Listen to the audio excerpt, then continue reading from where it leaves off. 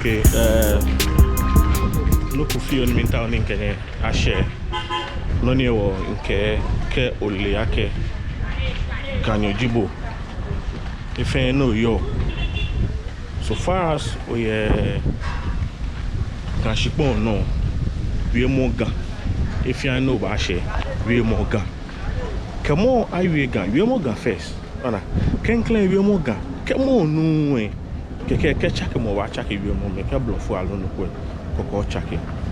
Amount on no le tabora ji he ko ni Kojet La Paz o ya tabora shi e wa na pa ake o wa na ni me wega me ekome pe ni onu alo oho ame onu ake ame wega e wa ko wa na me ni wega e tabora shimo no no one feel video eji in ya he mango piano no tabora junction eme shi ni ma he mango ni shede in femi enyo ake ihe mango alonga he mango ni woman na echemi na iwe atimi ake mi nta onokolo oni kun se ni shede me ni nke o fa ne o mango enye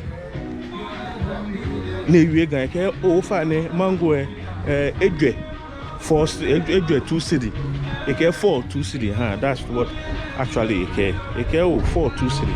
Now I was like ona e was kwani mba eke ngbele na eke nwie akan wie mo alo wie mo konklo mini wo chimi wale mo no ga no so kale wi e wole ko wa wi mo ko la yo no nwi ake e fia ni like o ba she ko gbelo na yomo gan ko ya he ni yomo gan ke o teheko o talore mi mate whatever yomo gan ke mo jebo na le ke nu yomo ke o chaki la kan feel mo wo yomo ona me ba wi ni mo go ye ni ke o ya he ni no kele wi gan ke nu le che gan 2x4 ni nu o e ke wo ba wi ni bo ba correctly ona o ba jajele ko jajele le un ele fio be won hani wi mo nteshi ke me wi ti wo wi te ba ten ba wi be nke ba wa bi be conclude no conclude nke ba share on so fa na ka ni yin pa no subscribe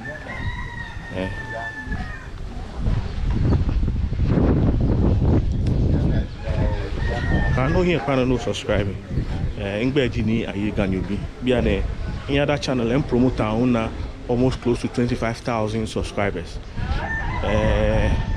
Agbene infe ya ke basan ma promote mlenche inwie mo.